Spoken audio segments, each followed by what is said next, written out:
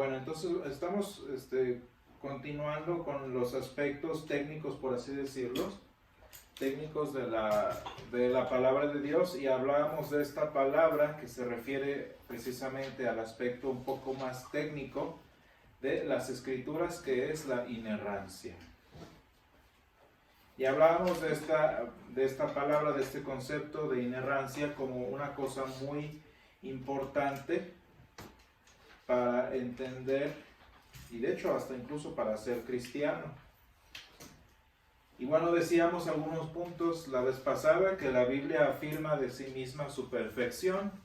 Recuerdan, dice la palabra de Dios es pura, y dice, no sé si ustedes recuerdan los procesos de metalurgia para purificación de los metales. Dice que la palabra de Dios está purificada hasta 7 veces. Y decíamos que esto es muy importante porque refleja el mensaje que tiene como libro de salvación. Esto es muy importante, y no sé si vamos un poco de regreso a cuando comparábamos al Señor Jesús con la Escritura, y que las cualidades de uno son las cualidades de otro. También es importante que nos demos cuenta que, si ustedes se fijan, la palabra dice del Señor Jesús que Él fue hecho semejante a nosotros en todo. Y dice Isaías específicamente que Él llevó nuestros dolores, nuestras enfermedades. El Señor Jesús fue 100% como nosotros, ¿no? Y eso es muy importante. Se enfermaba, tenía cansancio, sueño, necesidades, etcétera, etcétera. Incluso, por ejemplo, y esto es una cosa muy interesante, tenía crisis emocionales. Y eso es muy relevante entenderlo, porque de esta manera la iglesia sabe cómo tratar a las personas con problema emocional. Muchas veces yo he escuchado a pastores que dicen, no, los cristianos no necesitan tratamiento, los cristianos, ellos no deberían tener problemas mentales. Y si ustedes se fijan, lo que el Señor tuvo en Getsemaní fue ¿cómo le diremos? Una crisis emocional. Porque no era un chistecito nada más, era una cosa real. Y entonces dice que el Señor fue hecho semejante a todo como lo que nosotros somos. Pero hay un detalle que dice al final, hecho semejante a nosotros, pero sin pecado. Y eso es muy, muy, muy importante, porque las escrituras son iguales. Son un libro, son semejantes a cualquier otro libro, y lo que ustedes quieran, letras, capítulos, libros, etcétera, etcétera, pero sin errores. Y eso es muy importante. Ya hablamos, porque la palabra dice eso, y eso debería de hecho bastar. Pero bueno, decíamos que si la Biblia falla en su geología, también falla en su teología. Si la Biblia falla en su biología, falla en su teología. No hay razón por qué creer en lo que la palabra de Dios dice si se equivoca en lo que dice sobre la física, la química, la biología y la geología.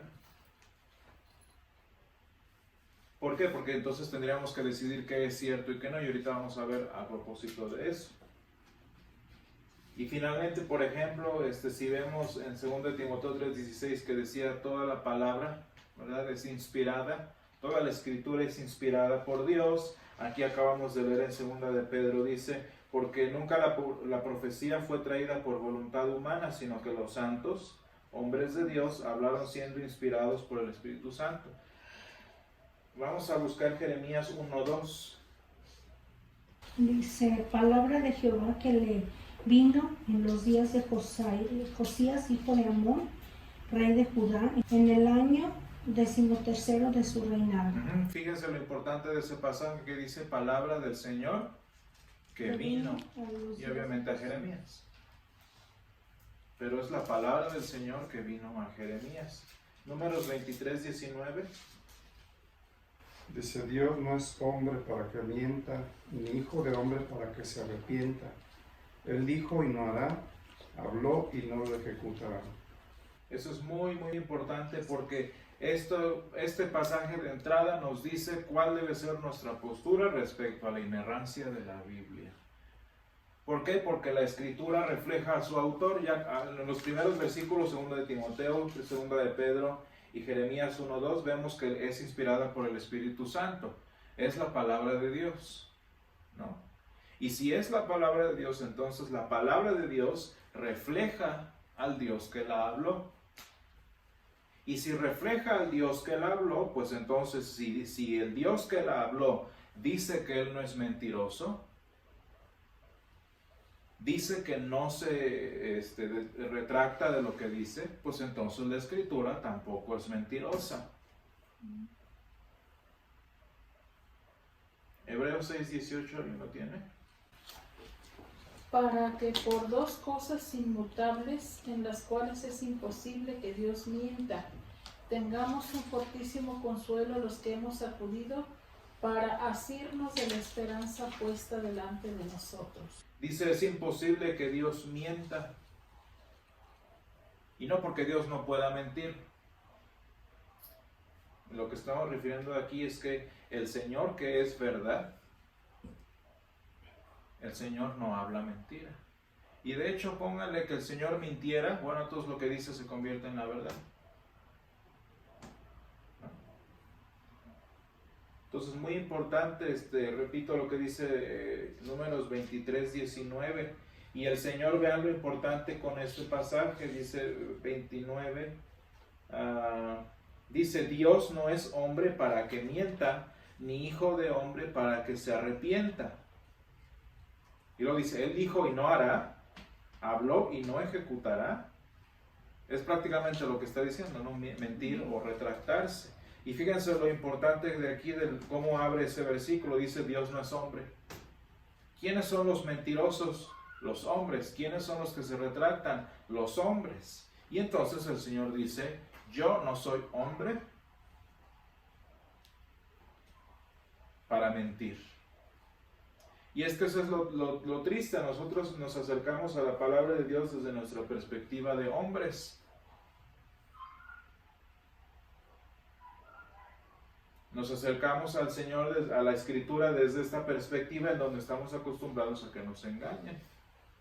Y el Señor nos dice prácticamente, sí, todos están acostumbrados a que los mientan, los hombres mienten, las mujeres mienten y todo lo que ustedes quieran, pero yo no soy hombre para mentir. Sí, todos habrán hecho esto, todos harán esto, pero yo no. Vean entonces cómo el Señor aquí en Números 23 pone que el problema está en uno, no en Él. Entonces la Biblia refleja a este autor, y si el autor no es hombre que miente y no es hombre que se retracta, bueno, pues entonces la Escritura no miente y la Escritura no se retracta. Les voy a hacer una cosa hablando, por ejemplo, del Corán, y lo voy a repetir esto cuando hablemos de la suficiencia de la Escritura.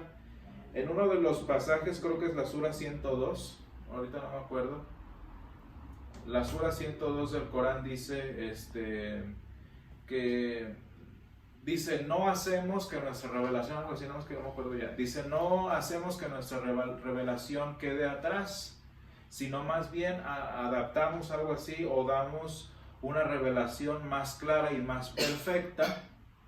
Damos una revelación más clara y más perfecta.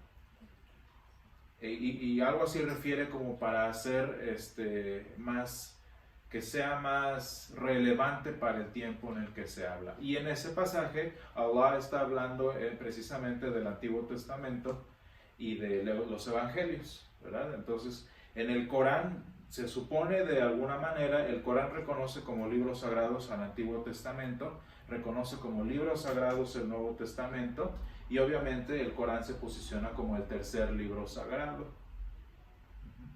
Pero entonces, ¿a qué se refiere Allah con esa frase? Bueno, prácticamente que el Antiguo Testamento fue la palabra de Dios, fue la Escritura y todo lo que tú quieras, pero pasó de moda, dejó de ser relevante, ¿no? Entonces, en algún momento, cuando las palabras de Moisés y todos ellos se volvieron relevantes, entonces ahora sí vino Isa o Jesús. Entonces vino Isa, vino Jesús, y Él nos dio una versión del Antiguo Testamento más relevante. Y cuando pasó la era cristiana y que, no sé, que los cristianos se permitieran, lo que ustedes quieran, entonces Allah dio el tercer libro más actualizado. Y si nos seguimos con esa idea, pues ustedes van a darse cuenta que podemos seguir con el libro de Mormón. O sea, Dios va actualizando su palabra. ¿Qué es lo chistoso de que el Señor actualice su palabra? Que ni el Corán es compatible con la Escritura, ni el libro de Mormón es compatible con el libro del Corán. Lo que Alá dice en ese pasaje es que su palabra no es eterna, que su palabra es oxidable, y queriendo que no, eso significa que Alá se arrepiente de lo que ha dicho. Entonces Alá se arrepintió, por ejemplo, de haber dicho el Antiguo Testamento. Alá se arrepintió de haber dicho el Nuevo Testamento, y entonces nos dio la versión, ahora sí, la mera buena. Eso lo vamos a ver en la última parte, les digo, de la suficiencia, cuando hablamos de las palabras proféticas que hablan los disque profetas, porque es lo mismo, ¿no? Los profetas disque de este tiempo nos dan versiones más actualizadas de la palabra de Dios, porque la palabra de Dios del libro ya está pasando de moda, ¿no? Si ustedes se fijan en la doctrina islámica dentro de la iglesia, ya es normal. Pero bueno, entonces no se trata, ¿verdad?, toda esta discusión de que si la Biblia se puede equivocar o de que si la Biblia tiene algún error. Se trata realmente de ver si Dios se puede equivocar, si Dios puede decir algo y a la hora no fue.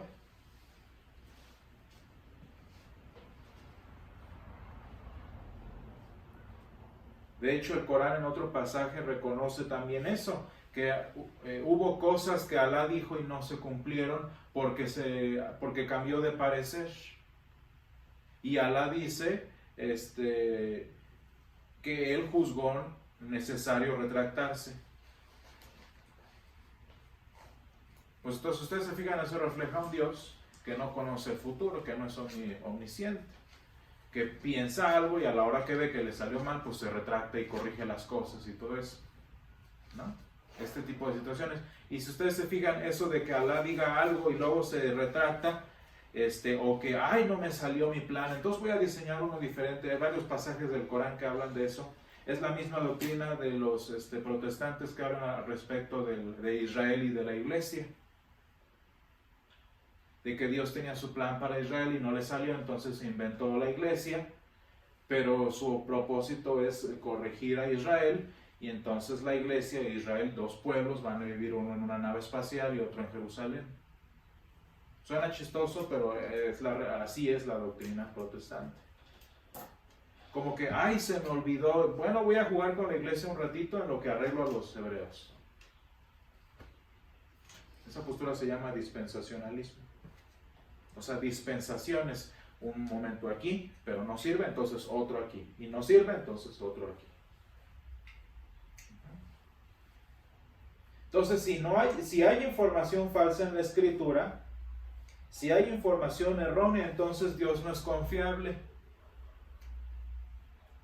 Muy importante, Dios no es confiable. Y si Dios no es confiable, pues entonces Dios es mentiroso.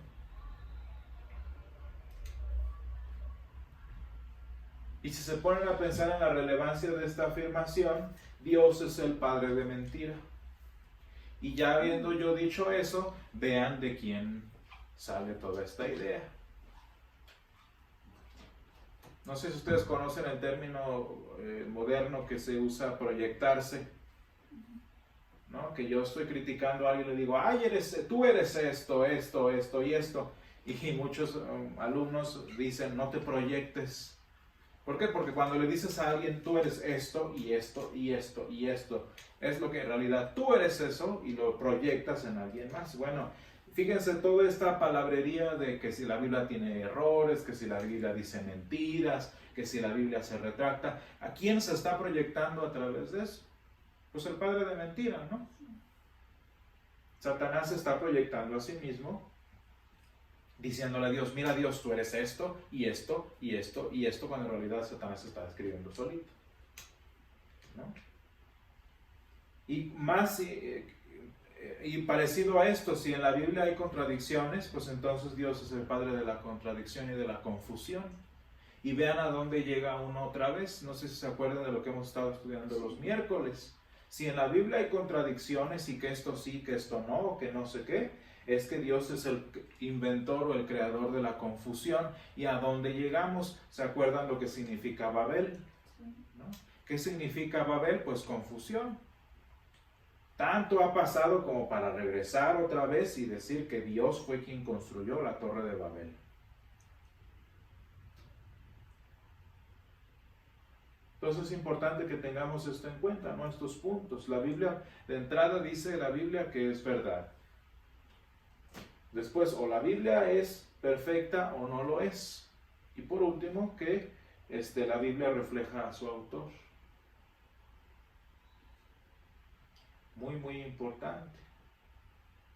Dice otra vez Números 23:19, Dios no es hombre para que mienta, ni hijo de hombre para que se arrepienta.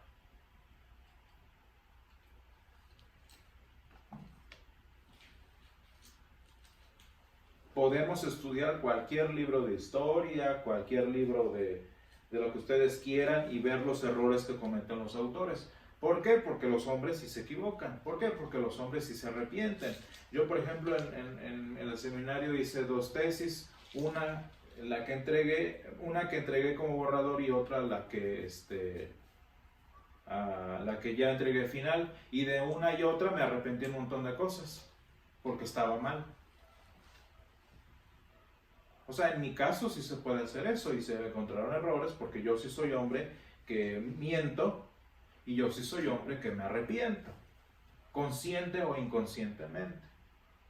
Pero el Señor dice bien clarito, yo no soy ni hombre para mentir, ni hombre para arrepentirme. Y entonces dice aquí, Él dijo y no hará, habló y no lo ejecutará. Quiere decir en este pasaje que lo que el Señor dice, eso hará. Y lo que el Señor habla, Él lo ejecutará. Entonces, esto es importante a propósito de esta palabra que estamos aprendiendo nosotros, que es la inerrancia. La inerrancia bíblica. Les digo, desde el punto de vista técnico, la inerrancia aplica exclusivamente a los textos originales. ¿Verdad? A los textos originales nada más los que tuvieron en sus manos San Juan, Moisés, etcétera, etcétera. Los santos que hablaron o escribieron siendo inspirados por el Espíritu Santo. Nuestras Biblias en español no son inerrantes. Nuestras Biblias en inglés o en lo que ustedes quieran, esas no son inerrantes porque allí ya entraron las manos de los traductores. Yo soy traductor y muchas de las cosas que hago como traductor son de mi propia cosecha. Y hay veces, por ejemplo, cuando reviso un texto que acabo de traducir, que me doy cuenta que me equivoqué, porque interpreté mal. Y ni modo, me equivoqué. Vamos a ver, por ejemplo, lo que ahorita se me ocurre rápido, San Juan 1.1, el pasaje que ya hemos estudiado varias veces. ¿Qué dice San Juan 1.1? Y fíjense por qué es importante saber que nuestras Biblias en español no son inerrantes. En el principio era el verbo y el verbo era con Dios y el verbo era Dios. Entonces estamos estudiando San Juan 1.1 en la versión de San Casidro de Reina y San Cipriano de Valera. ¿Verdad? Esta no es el puño y letra de San Juan, esto es el puño y letra de San Casidro de Reina y San Cipriano de Valera. ¿Okay? Muy importante que lo tengamos. Imagínense que yo hago un sermón entero sobre la importancia de los verbos. Sobre un sermón que puedo desarrollar muy bien sobre lo que significa un verbo, ¿no? Eso lo puedo hablar, lo puedo decir, pero a final de cuentas hay un detalle, que San Juan no dijo verbo, San Juan dijo palabra. Y no es lo mismo una palabra que un verbo. Y si yo afirmo que la palabra de Dios dice verbo, simplemente no tengo ni idea y estoy haciendo que la palabra diga algo que no dice. Técnicamente nuestra traducción aquí en esa palabra está mal, que refleja el tipo de verbo que hablaba San Juan y lo que ustedes quieran, pero San Juan dijo palabra, no dijo verbo. Y entonces ese fragmento de esas 3 veces que aparece en San Juan 1 no es tan mal.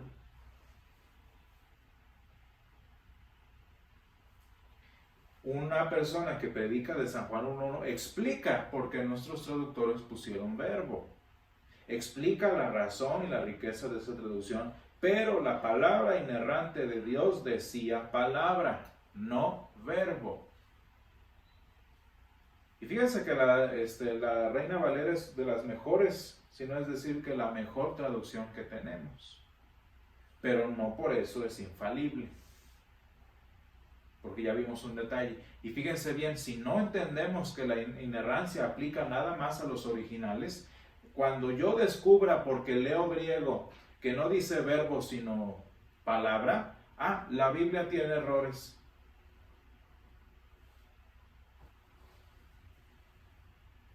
Se los aplico a una versión más moderna. Hay una Biblia moderna que no me acuerdo cómo se llama la versión, que no usa codos, no usa millas, no usa ese tipo de medidas antiguas. Lo que usa son metros y centímetros. Entonces imagínense que nosotros vivimos en una comunidad bilingüe, en donde la versión de esa Biblia en español dice, y caminó Jesús 20 metros hasta que llegó a tal lugar. Y luego, como somos bilingües, en la misma Biblia, pero en inglés, leemos y caminó el Señor, ¿como cuántos son 20 metros? Como, bueno, no sé cuántos pies sean, nadie debería saber. ¿Cuál es la correcta? ¿Qué dijo el Señor? ¿Pies o metros? El Señor ni dijo pies ni dijo metros, el Señor dijo codos.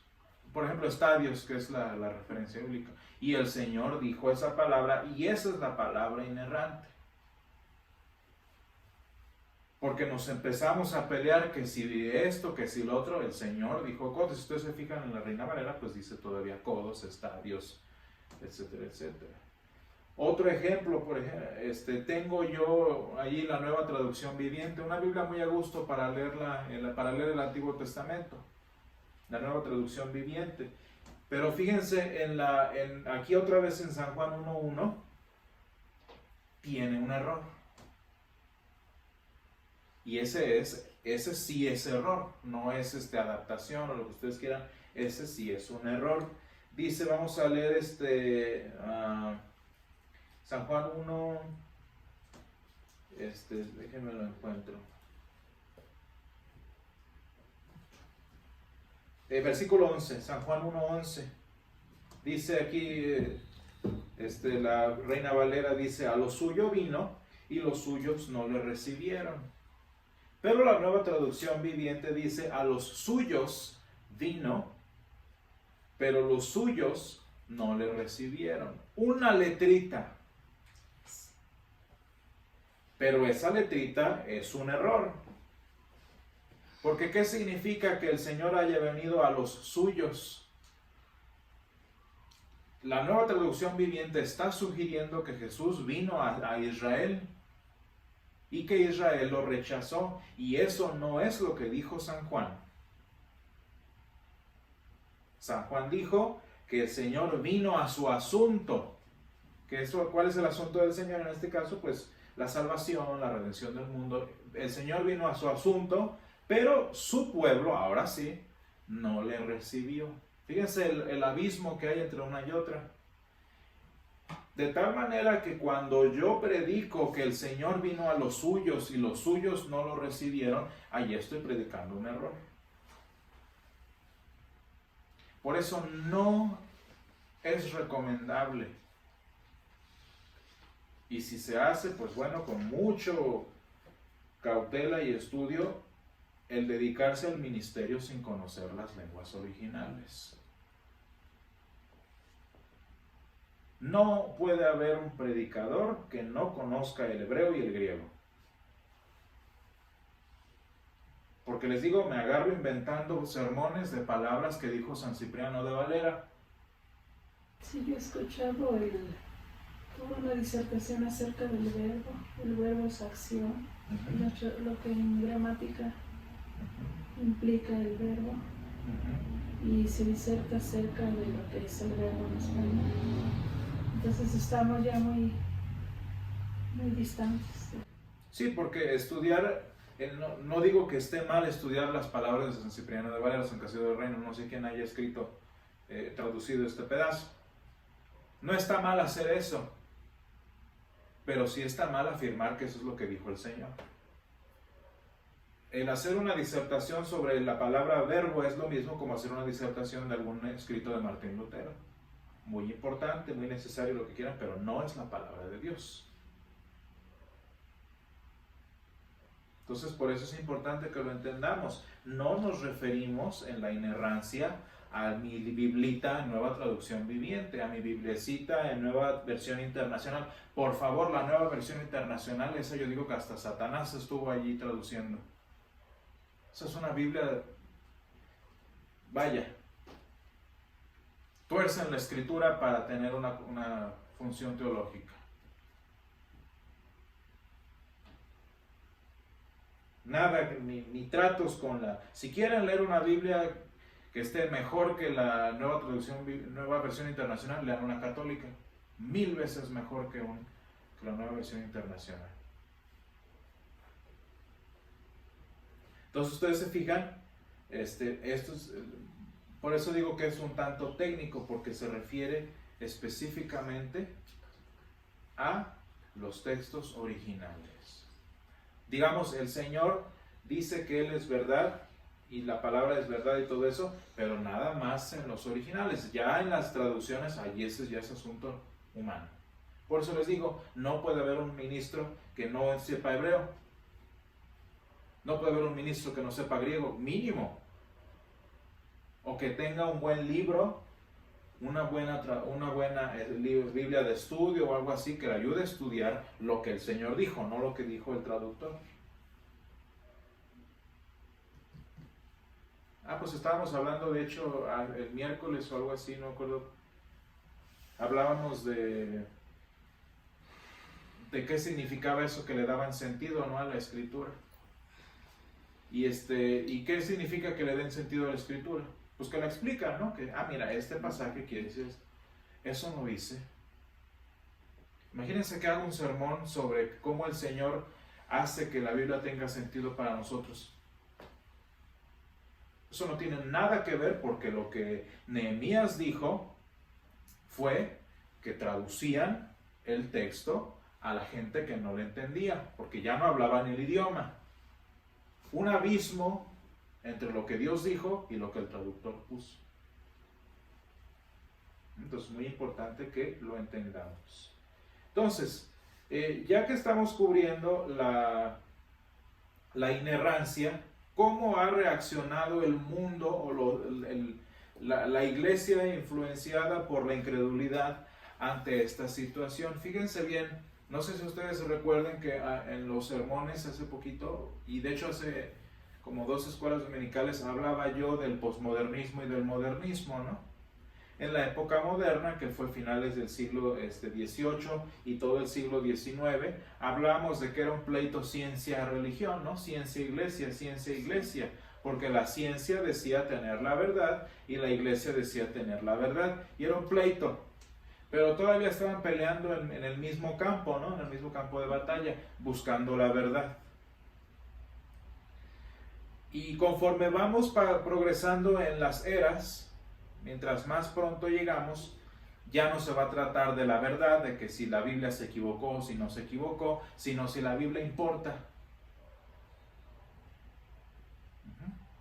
Empezamos acá, y al igual que la humanidad va evolucionando, vamos a decirle decayendo, en que la humanidad va evolucionando, ya no nos vamos a pelear que si la Biblia es cierto, que si la Biblia no es cierto, sino si la Biblia siquiera importa. Vean ustedes, no es lo mismo, empezamos acá y terminamos acá. ¿Ya para qué? No importa, la Biblia no es que si se equivocó, si no se equivocó, eso no importa. Vamos a ver, es una evolución, ¿no?, de pensamiento, es un progreso de pensamiento. Si ustedes se fijan, por eso empezó los movimientos sobre la inerrancia, y ahorita estamos en el movimiento pentecostal con que si la escritura es necesaria. Déjenme decirles una cosa, si una iglesia es guiada por un profeta, que cuando el profeta habla, o que si la iglesia tiene el don de la profecía, la palabra de Dios no es necesaria, porque Dios habla a través de sus profetas. ¿Para qué quieres la Biblia? Fíjense entonces cómo pasamos de que si es verdad o que si no es verdad, hasta que si es necesario o no es necesario. Entonces vamos a empezar ahorita hablando de la inerrancia, porque fue el primer problema que hubo. Vamos a hablar de un concepto que se llama la crítica bíblica. Y esto es muy importante, la crítica bíblica. No sé si alguien quisiera estudiar más al respecto, no sé la verdad si así es como se conoce en español. Pero ese es el concepto, la crítica a la escritura. ¿Qué significa la crítica a la escritura? Bueno, leer lo que dice el texto y lo que busca transmitir ese texto. La crítica bíblica en sí no es mala, porque yo cuando estudio la palabra, ustedes cuando estudian la palabra, cuando yo doy un sermón o cosas así, estoy haciendo crítica bíblica, porque veo qué dice el texto y veo también qué nos quiere enseñar el Señor con ese texto. Yo soy un crítico bíblico. De hecho, todos nosotros estamos llamados a ser críticos bíblicos. El Señor Jesús nos dijo, escudriñad las Escrituras. Esa es una palabra que nosotros tenemos. Debemos ser críticos de la Escritura.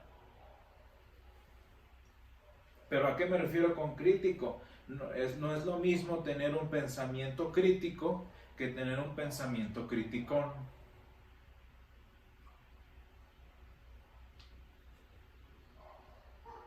No es lo mismo tener un entendimiento crítico que un entendimiento de crítica. Y en este caso, por ejemplo, a esto que les digo, que ser crítico y ser criticón, tener pensamiento crítico, tener un pensamiento de crítica, en términos bíblicos, la buena se le llama baja crítica. La baja crítica se refiere a eso, ¿no? Estudiar los manuscritos que les decía hace unos cuantos domingos, estudiar lo que el Señor dijo verdaderamente en las lenguas originales, estudiar el pasaje bíblico, ver los aspectos que conlleva esa es la baja crítica. La baja crítica o la crítica textual. Les digo, es el mandato que el Señor nos da, escudriñar las Escrituras. La meditación, como dice, no sé si será meditación en él, o el texto que dice, sembra todos los dichos en mi boca, la meditación de mi corazón, ¿se refiere a la crítica baja? Sí, esa es más como meditación personal, no es tanto como para estudio de la palabra. Es otra cosa. Es formación personal. Formación. Y el otro es conocimiento. Okay. Y la baja crítica se refiere a eso, a escudriñar las Escrituras. Cuando San Pablo dice todo me es lícito, mas no todo me conviene, estamos hablando de la baja crítica. Baja crítica es estudiar la Biblia, ver qué dice, cómo lo dice, a qué se refiere, etcétera, etcétera, la crítica del texto. El problema es la hermana mayor, que se llama la alta crítica, ¿verdad? Tenemos la baja crítica y la alta crítica. ¿Qué es la alta crítica? No sé si ustedes han escuchado la expresión de leer entre líneas. Esa es la alta crítica. La alta crítica se refiere a leer entre líneas para entender, por ejemplo, qué estaba pasando en aquel momento, qué fuentes hubo, qué formas literarias o técnicas se utilizaron para el texto, etcétera, etcétera. Y fíjense que curiosamente la alta crítica empieza con la Edad Moderna. Es decir, hace 1800, mediados de 1800 y principalmente todo el siglo XIX. Perdón, todo el siglo XX. Estamos hablando del siglo XIX y del siglo XX. Y ahí es cuando empieza la alta crítica. La alta crítica entonces es la que genera, ¿cómo les diré? La alta crítica es lo que hoy actualmente y lo que desde siempre ha marcado la verdadera diferencia dentro de la iglesia. Entonces, el alta crítica, que actualmente que decimos que es esta actitud hacia la escritura, realmente la alta crítica fue la que marcó los dos grandes grupos actuales de la iglesia. Fíjense bien, eso es muy importante. En la iglesia moderna, en la iglesia en la que estamos viviendo ahorita, cada vez importan menos las diferencias denominacionales. Cada vez eso se vuelve mucho más irrelevantes, porque cada vez más se vuelve más importante la diferencia entre la iglesia ortodoxa y la iglesia liberal. Va a haber un momento en el que la iglesia ustedes saben, la iglesia va a ir muriendo, la iglesia va a terminar, y cuando la iglesia muera, pues entonces vendrá el fin. Va a haber un momento en el que las denominaciones van a desaparecer, porque nada más vamos a existir los ortodoxos y los liberales. A mí me da tanta risa y tristeza las iglesias liberales en Estados Unidos, por ejemplo, la Iglesia Metodista Nacional en Estados Unidos y la Iglesia Luterana en América, la ELCA. Me da tanta risa que las dos enseñan del mismo tipo de insensatez y basura teológica, pero somos diferentes. Lo que hace diferente a las denominaciones es la interpretación de la Escritura, que si este pasaje dice esto, que si este pasaje dice el otro. Por eso hay metodistas, por eso hay bautistas, por eso hay luteranos. Pero estamos en un punto en el que la Escritura importa nada, como se enfocan tanto en el servicio a la comunidad, se enfocan tanto en lo sobrenatural, se enfocan tanto en cosas irrelevantes, que la diferencia real que era la interpretación de la Escritura ya no existe. Y no hay ninguna diferencia literalmente entre la iglesia luterana en América, aquí se llama, ¿cómo se llama aquí la iglesia? La iglesia luterana mexicana, y no sé, la iglesia metodista en México, quién sabe cómo ande. Son lo mismo, porque enseñan lo mismo, que la Biblia no es cierto, que la Biblia es lo que ustedes quieran, y tan metidas están ya en la parte social, tan lejos están ya de la Escritura, que yo digo, ¿por qué siguen siendo diferentes? No hay ninguna diferencia entre un metodista liberal y un luterano liberal, son lo mismo.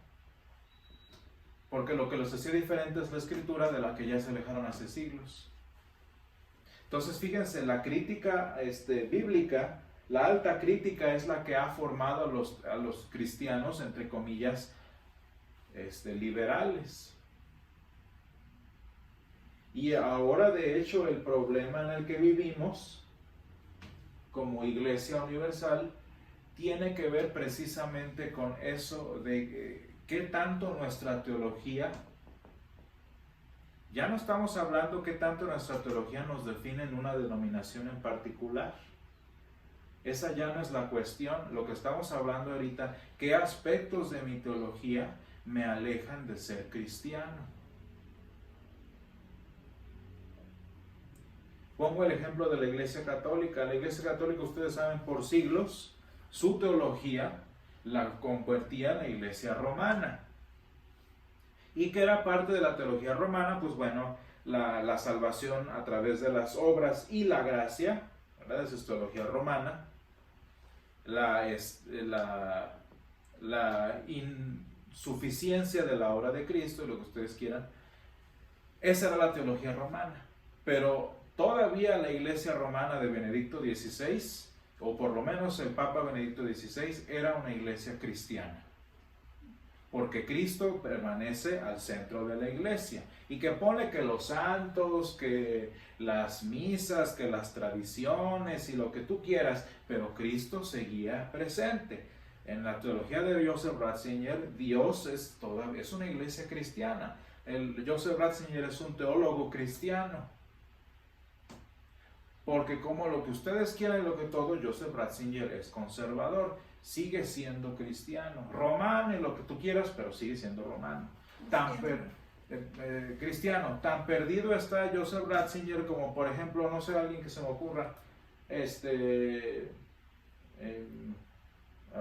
John MacArthur, o este señor, ¿cómo se llama el de tus libros?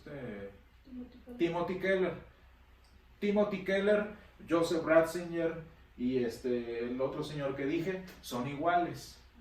Tienen sus errorzotes en teología, en doctrina, en lo que tú quieras, pero todos son cristianos. No es lo mismo hablar de ellos que hablar de un teólogo liberal. Porque los teólogos liberales están así de dejar de ser cristianos, si no es que ya no lo son. Porque no se puede servir a dos señores, y eso lo dice el Señor Jesús bien clarito. Y el que no es conmigo, contra mí es. Y ustedes se fijan, por eso la lucha actualmente, ya yo mismo, mi lucha ya no es en convertir a un metodista en luterano, o que siga siendo por lo menos de la iglesia. Por eso, por ejemplo, a nosotros nos es tanto problema la doctrina bautista. Porque los bautistas siguen siendo cristianos, siguen siendo todo, pero su teología del bautismo los aleja de la ortodoxia cristiana.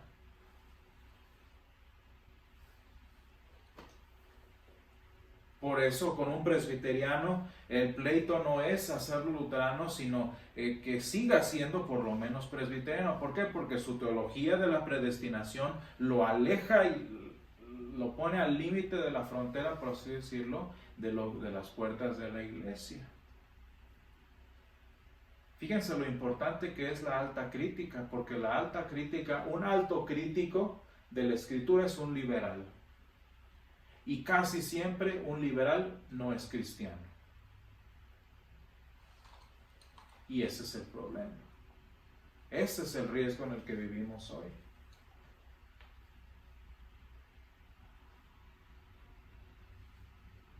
Y entonces, conforme vayamos viendo más detalles, por ejemplo, de la inerrancia, y ya después que pasemos a los últimos dos características de la escritura, vamos a ver lo importante que es la postura bíblica para la misma salvación del individuo. Bueno, entonces vamos a terminar